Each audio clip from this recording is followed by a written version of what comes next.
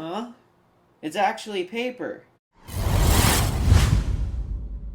Welcome back to FTW Tech. I'm your host Isaiah, and I'm going to basically get right into this. This is going to be a review of the 6800 XT Red Devil compared to the Aorus 2080 Ti. Let's get right into it.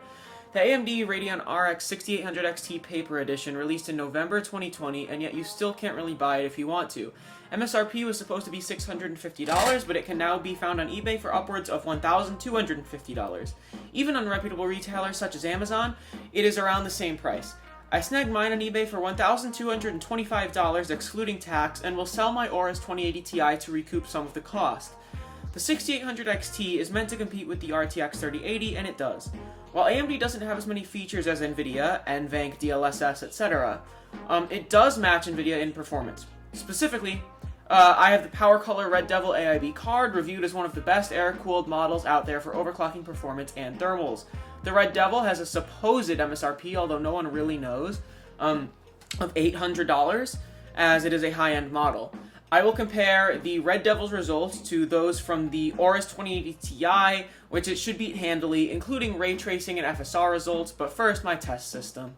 Besides the tested Red Devil 6800 XT, my test system, which is my personal PC at the moment, consists of the 3800X Thermal Grizzly Cryonaut Paste, Arctic Freezer 34 Esports Duo MSI B550 Gaming Plus, XPG 16 gigs of DDR4 3200 CL16, XPG 512 gig NVMe SSD, Montech Air X ARGB with stock case fans, and Corsair CX750M V2. Standard FTW Tech disclaimer. All hardware testing has been conducted using stock CPU cooler and case fan curves unless otherwise specified. No overclocks have been applied unless specified.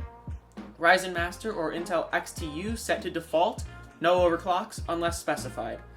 All in-game settings besides resolution and texture quality are left unchanged from default, except Fortnite, which has motion blur off, anti-aliasing on, although I also believe Tomb Raider has anti-aliasing on by default, etc. Ray tracing is always tested on medium, ultra quality medium ray tracing shadows unless otherwise specified. Sometimes I test it in ultra as well, and including in this piece I will test it in ultra. Resolutions above 1080p have been tested with DSR/VSR, as I only have a 1080p monitor. All temperatures are recorded in degrees Celsius over ambient, as I cannot maintain a steady ambient temperature in the room in which I'm conducting testing. All PC noise level readings have been taken 1 foot from the tempered glass side panel. Also, the default fan configuration and settings include smart fan control enabled in the BIOS. Starting with thermals, the idle temperature over ambient was 10 degrees Celsius. I did not take the measurement for the Aorus 2080 Ti, but it was about 18 if I remember correctly. Under the load of FurMark 4K, the Red Devil was 43 degrees over ambient compared with 56 on the Aorus 2080 Ti. VRM and VRAM temperatures cannot be monitored on the Red Devil card without thermocouples, and quite frankly, I don't want to go through the trouble, but if you look at other reviews, they are pretty good. It's a top-tier card. Power consumption while running FurMark 4K was about 280 watts, up from the Aorus 2080 Ti's 245 watts. The average clock speed during the same test was 2055 MHz versus 1550 MHz on the Aorus 2080 Ti. That's a massive difference. The Blender BMW render on OpenCL with the 6800 XT Red Devil took 39 seconds compared to just 35 seconds on CUDA with the Aorus 2080 Ti. Finally, the FurMark 4K minimum FPS with the Red Devil 6800 XT was 281, miles ahead of the 183 with the Aorus 2080 Ti.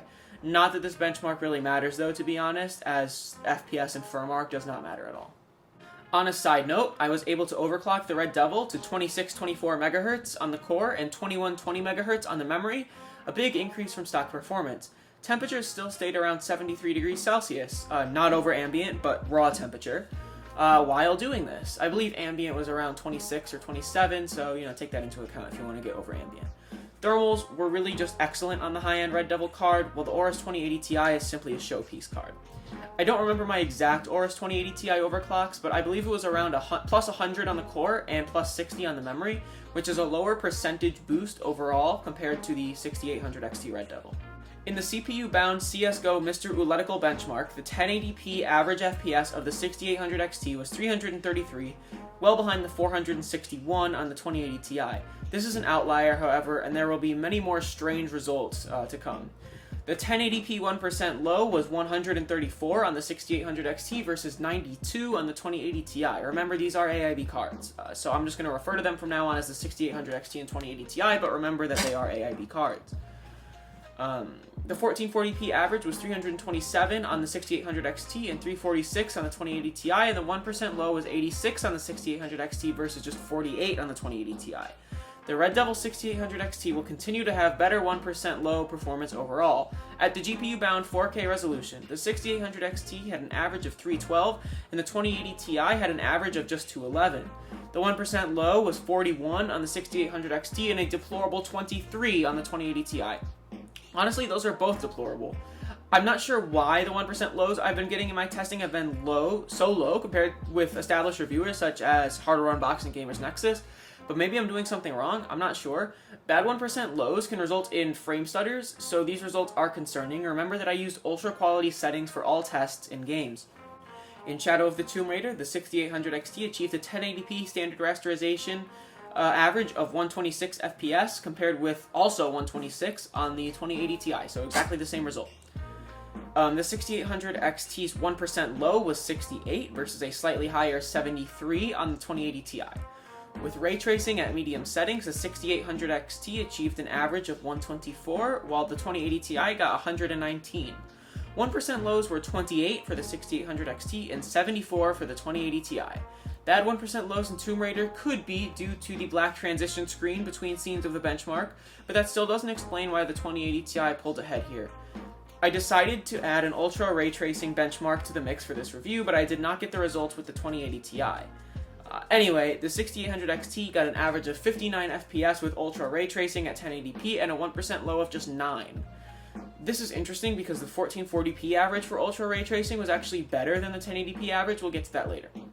Tomb Raider is a pretty GPU-bound game overall, and it does show. The 1440p standard rasterization average for the 6800 XT was 126, which is the same as 1080p actually, and it was 112 on the 2080 Ti. The 1% low on the 6800 XT, meanwhile, was 63 versus 72 on the 2080 Ti. These results are so contradictory that it boggles my mind, honestly. With medium ray tracing, the 6800 XT average was 120 compared to 101 on the 2080 Ti. The 1% low with medium ray tracing was 55 on the 6800 XT and 41 on the 2080 Ti. With ultra ray tracing, the 6800 XT achieved an average of 81 but a 1% low of just 8. Again, possibly due to the transition screen, but I doubt it. Finally, we arrive at 4K. With standard rasterization, the 6800 XT got an average of 96 FPS versus 65 on the 2080 Ti. That's a big difference for 4K gaming.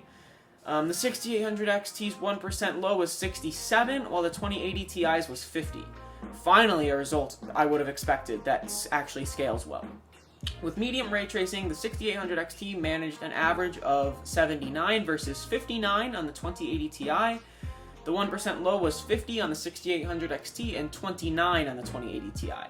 The last Tomb Raider benchmark is 4K with ultra ray tracing, where the 6800 XT had an average of 48 FPS and a 1% low of just 16. Again, I did not test RT Ultra with the 2080 Ti. I tested DLSS 2.0 in Tomb Raider with the 2080 Ti, but FSR is not supported in Tomb Raider. AMD's upscaling technology is new, but they need to have a more substantial games list before they can truly compete with DLSS. Because FSR is not in Shadow of the Tomb Raider, I did not test it at all in any title. The last gaming test is Fortnite, an easy-to-run game. However, the Dweera's creative benchmark I used is way more demanding than real Fortnite gameplay, so it is not a real representation of the 240 plus FPS you can easily get in Battle Royale with either of these cards. It does, however, give you an idea of what percentage of a difference there is between these cards in Fortnite as a whole, and that probably scales to Battle Royale to some extent. Additionally, as I said earlier, I may have accidentally had, or I didn't say it earlier, I said something else about motion blur. I may have accidentally had motion blur enabled for the 2080 Ti Fortnite testing because when you change it to overall epic quality preset, it automatically turns it on. And I may have had it off for the 6800 XT by accident, but just note that even without the discrepancy, the 6800 XT would have performed better. The 1080p average, standard rasterization only for Fortnite, was 153 on the 6800 XT and 110 on the 2080 Ti. The minimum, not 1% low, but minimum for this game, was 66 on the 6800 XT and 87 on the 2080 Ti. At 1440p, average FPS was 110 on the 6800 XT and 74 on the 2080 Ti, and the minimum was 90 on the 6800 XT and 57 on the 2080 Ti. It's so weird how the 1% low will be better on the Red Devil 6800 XT and then better on the Aorus 2080 Ti in the very next benchmark. It is really strange, these results that I've gotten. At 4K, the average FPS with the 6800 XT was 60, while it was just 38 on the 2080 Ti. The minimum was 51 on the 6800 XT and 27 on the 2080 Ti. The final determining factor in this comparison, the nail in the coffin for NVIDIA's last-gen Turing architecture, is the game's averages, which now that I have two cards to compare, actually do matter to some extent.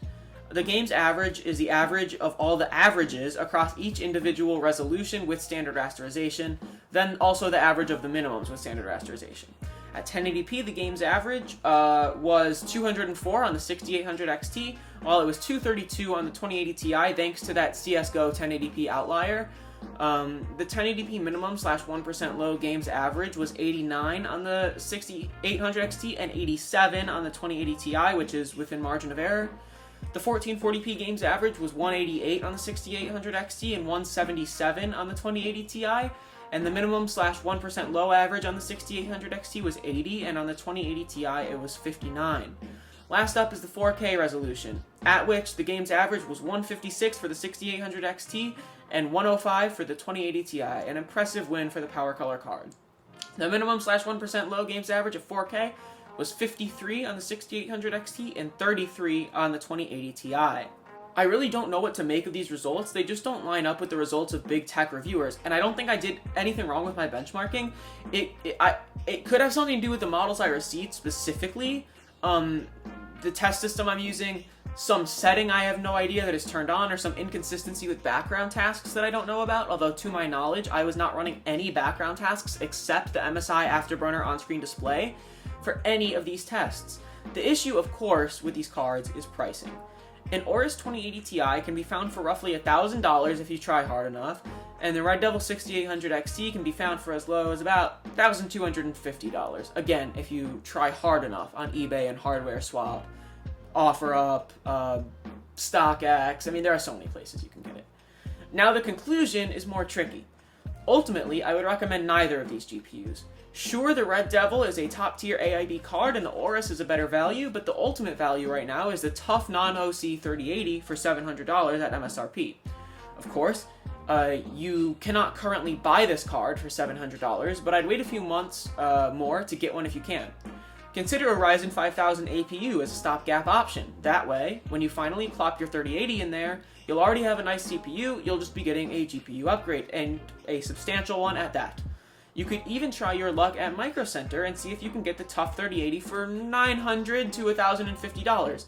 Still not a great deal compared to its MSRP, but it's still better than either of the two cards I looked at today. They're both good cards, but at its MSRP, the Red Devil 6800 XT is a much better value than the Aorus 2080 Ti. The MSRP of the Aorus 2080 Ti, I believe, was like $1,400, so even at MSRP, the Red Devil 6800 XT, less than half of that, it's way better. But of course, the Red Devil 6800 XT is also one generation newer, so you would expect it to be better. That'll do it for this review. Let me know what you thought down below. See you guys.